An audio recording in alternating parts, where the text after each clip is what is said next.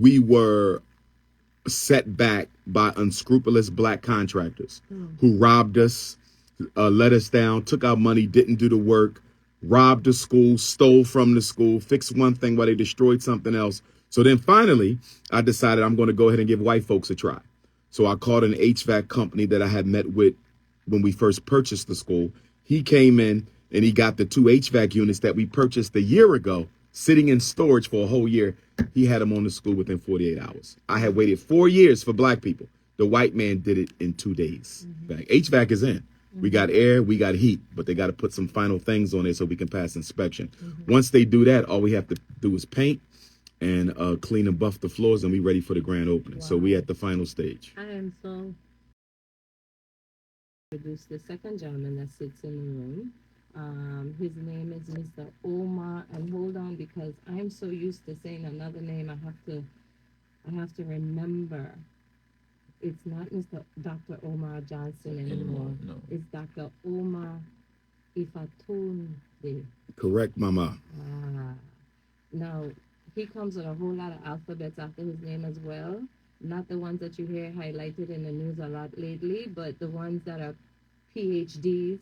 He's a doctor and psychiatrist, and I'm going to let you give a little bit more detail on the CSPs and the M and the E's and the D's, you know, and let people get a little bit more information about what clout you're carrying. Yes. First, I want to say good morning to the U.S. Virgin Islands family, the brothers and sisters of St. John, St. Croix, St. Thomas. It's an honor to be back on the island after 12 years. Yesterday was phenomenal. It was beautiful, great conversation, great camaraderie, great fellowship and networking. It's my sincere hope that the brothers and sisters will not just go back home with the information and the motivation, but transform it and roll it over into action and works.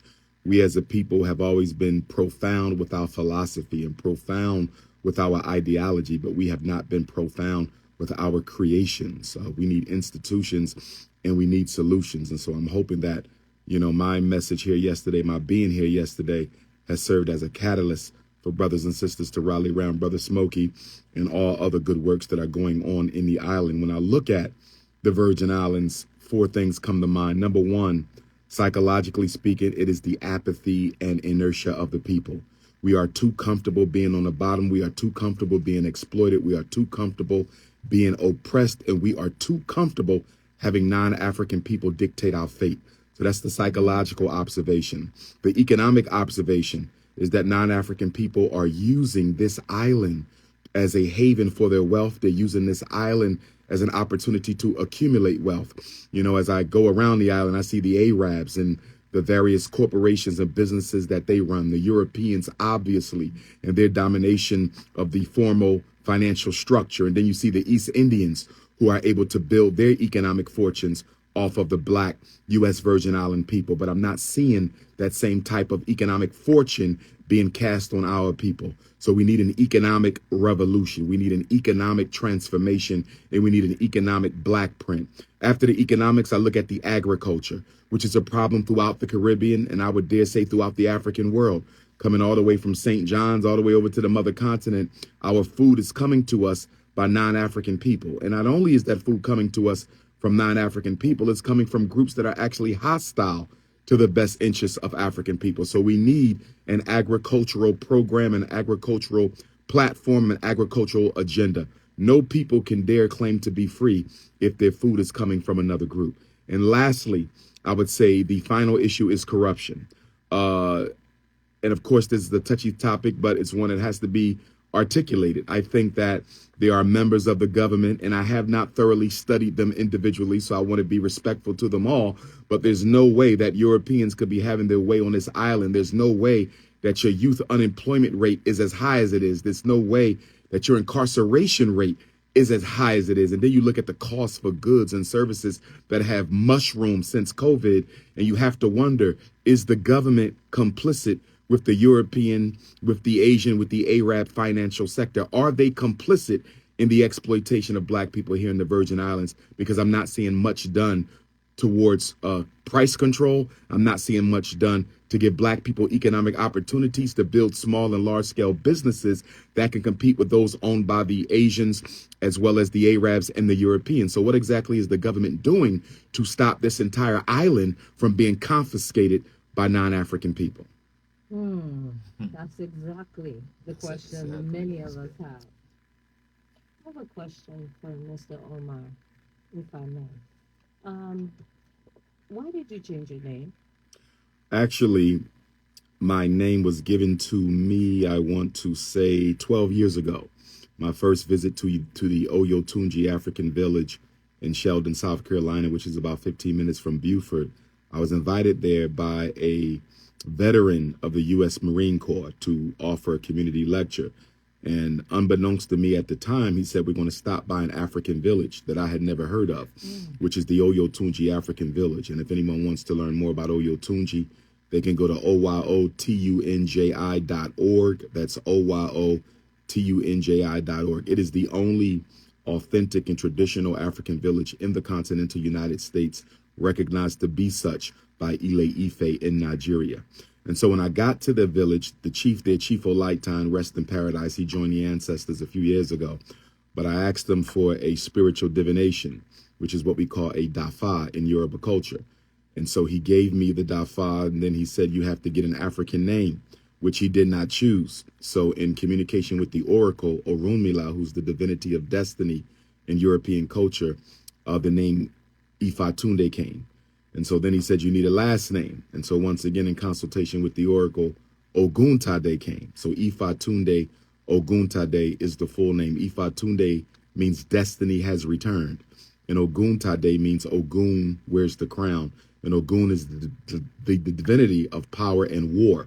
And so I've had the name for 12 years. And I've asked people to use it for 12 years. But only this year did I have a New Year's resolution of being more strenuous and assertive and having brothers and sisters respect the name. And so that's why now I've been making it a point that brothers and sisters refer to me as Dr. Umar Ifatunde. I'm going to jump right into something that many may have seen you on Facebook or YouTube and wherever else, social media in a whole, discussing your school. And if you could share a little bit more about your school and the purpose for the school and you know where things are at, so that people will know it won't just hype talk.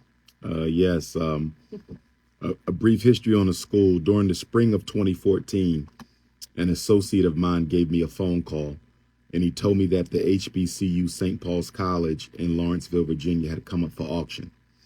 He said that they were selling it at a very cheap price, and you may want to look into it.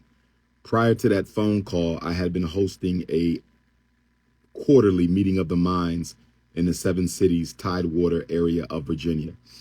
And we were talking about building a school. And there were individuals in Virginia who were helping me case the state and the area for a school. So then finally, St. Paul's College comes up for sale. Now, this is a college that was built by one of our great ancestors coming right out of slavery, who was a close friend of Booker T. Washington. It was actually modeled on the Tuskegee system. Dr. George Washington Carver actually visited the school. And so when I contacted the mortgage company out of Richmond, I was trying to remember their name, and Motley's Auction. They told me that they wanted $2 million. I said I did not have it. I just heard about it. They said, if you can get 500,000, we could potentially hold it for you. Give us 500,000. We'll put you on a payment plan for the next 1.5. So I started raising money. I took my first donation in St. Louis, Missouri, the first time I've ever asked the public for money. And I've always been uncomfortable with asking for money because I believe that I've seen so many people exploit the love of our people to get rich. So I was very uncomfortable asking for that donation in St. Louis. I still remember this very moment, but I had to get comfortable. I was going to make this happen. So we tried to raise as much money as we can. Brothers and sisters donated, but we were not successful. That HBCU was sold to the Chinese, who still own it to this day. So after losing the bid for St. Paul's, we said we're just going to find a regular day school and start education. And so I traveled all over the country. I thought we would end up in Detroit because Detroit has a lot of Catholic schools in great condition. But I was told that the archdiocese was not going to sell me anything. Then we found a school that we were going to rent in money-earning Mount Vernon, New York. And then the white man in charge of that told me he had to get in contact with the Vatican in Rome And he was told by the Vatican in Rome that they could not rent me to school. And so city after city, school after school, the door was being slammed in our face, even though we had the money. We should have had the school 5 years sooner, but you can only do what people allow you to do. White people had made it clear they were not interested in helping me realize my educational vision for our children.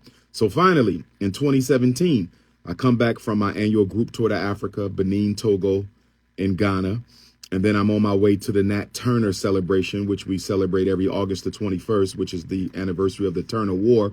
Also happens to be my solar return. And so I'm on LoopNet, and this school pops up in Wilmington, Delaware. I said, this school looks pretty good. So I drive past it on my way down to Nat Turner land, August the 20th of 2017. I get in contact with the owners. I say, I want to look at this school. I look at the school when I come back from Nat Turner land, beautiful school. And then I find out that they want $2 million, 4 buildings, 2 schools, $2 million. We did not have that. So I stayed at it. I negotiated with them. I begged, I pleaded, I prayed. I did everything that I could from August of 2017 until February of 2019. And that's when they finally said, give us what we have. Give us what you have. We'll give you the schools. So we finally purchased the schools on February the 7th of 2019, which happens to be the bicentennial year of Frederick Douglass' birth. And it happens to be the centennial year of Marcus Garvey's incorporation of the Black Star Line steamships, which were incorporated in Delaware.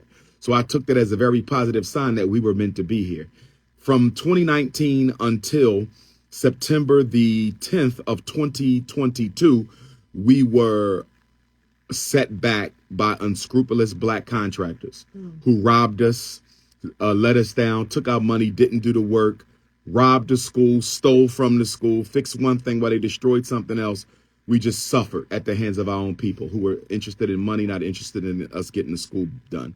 So then finally, I decided I'm going to go ahead and give white folks a try. So I called an HVAC company that I had met with when we first purchased the school. He came in and he got the 2 HVAC units that we purchased a year ago, sitting in storage for a whole year. He had them on the school within 48 hours. I had waited 4 years for Black people. The white man did it in 2 days. And so then he helped me find an electrician. He helped me find a plumber. So our plumbing is done. Electric got done. Sprinklers got done. All of this is coming from one white man. He did more than all the Black contractors I ran into. And so that hurts. It's painful. But at the same time, it reinforces the reason why we need the school in the first place, because Black men are clearly not on our job. And so right now, as I sit here with you, Empress, all of the required repairs have been done.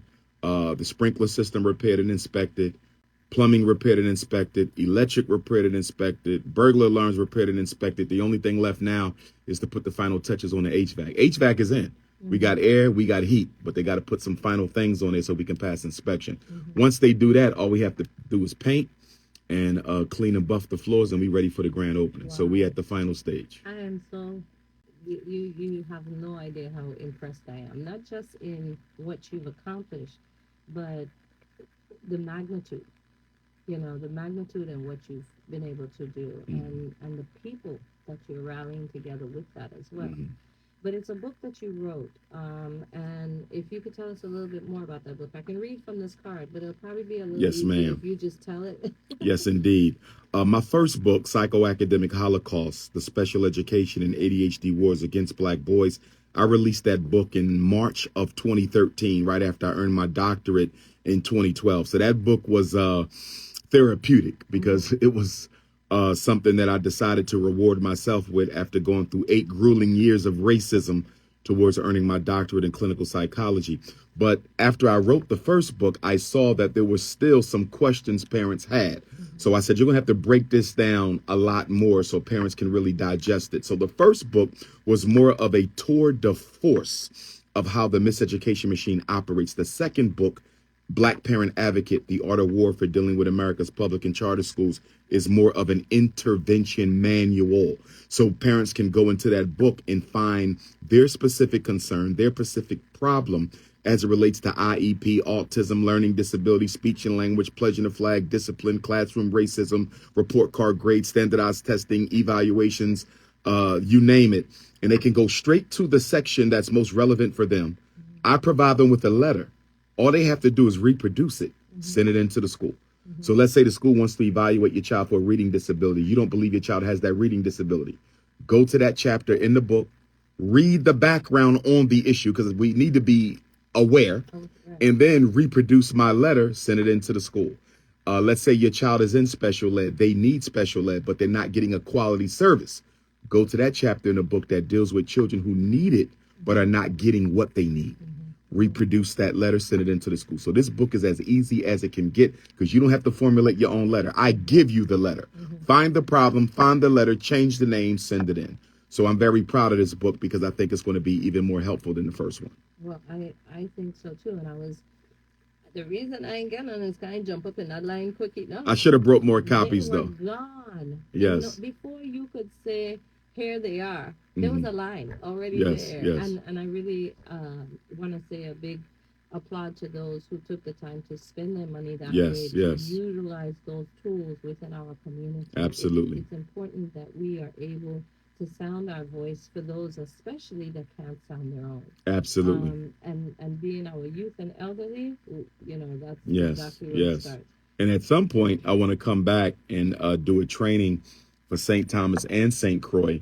I have a Black Parent Know Your School Rights boot camp.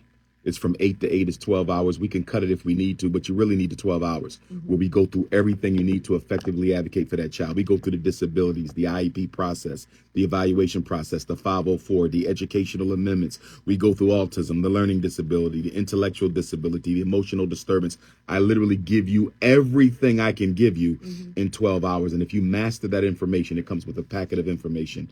And if you master that, you'll be able to go into the school and protect your child from almost anything.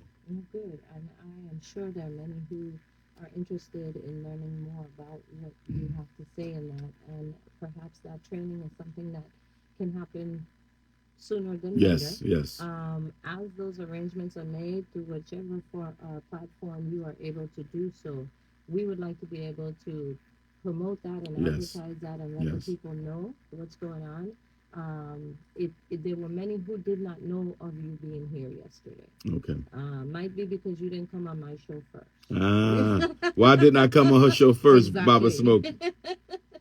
But she could tell you I was here. he did. He did Okay, come through, okay. but there are some channels that we have to go through. Understood. And Understood. there wasn't enough time to do so. Understood. So Understood. do know that he did he came to that very door. So, All right. All right. I'm not All right. gonna lie at All right. All right.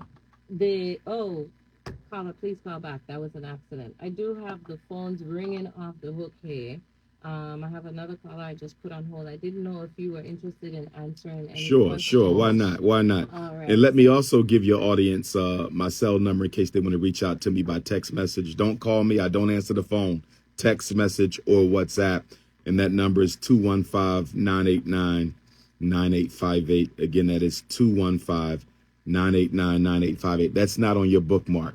You have the 800 number on the bookmark where you can leave a voicemail, but you can't text it. I'm going to show them that Yeah. anyway. So the 800 number, 8444 Dr. Umar, 8444 DRUMAR. You can leave a voicemail on that number. I check all the messages personally, but if you want to text message me, it's 215-989-9858.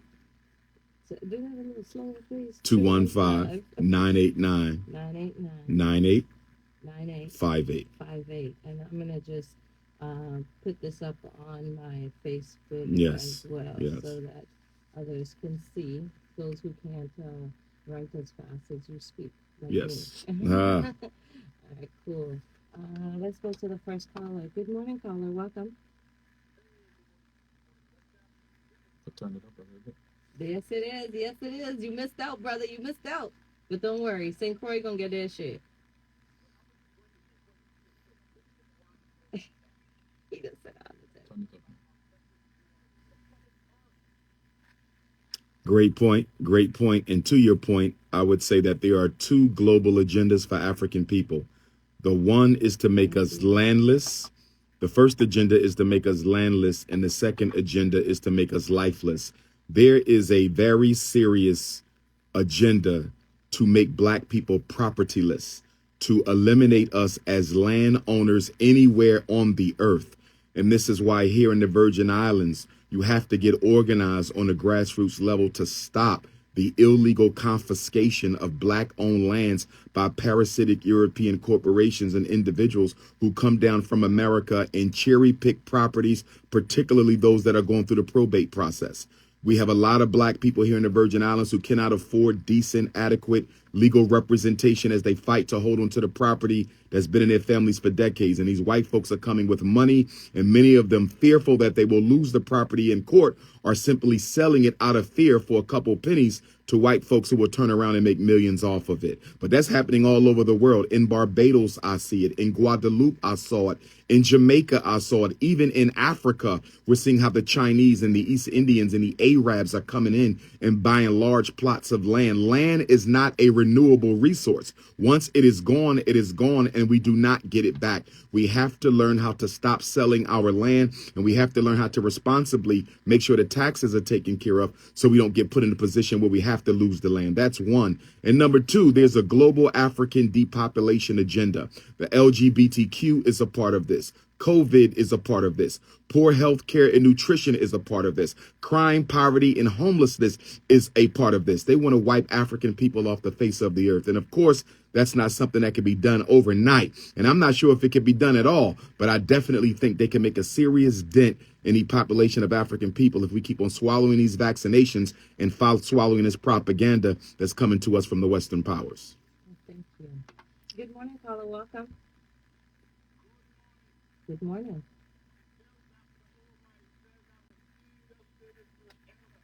Yes. Bless.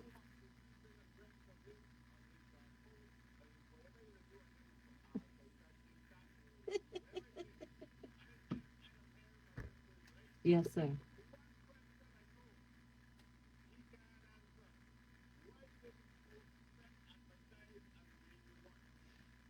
I can answer that question, and I just yes, and I want you to give it to him tick, tick, tick, but it's okay. Huh? Yes.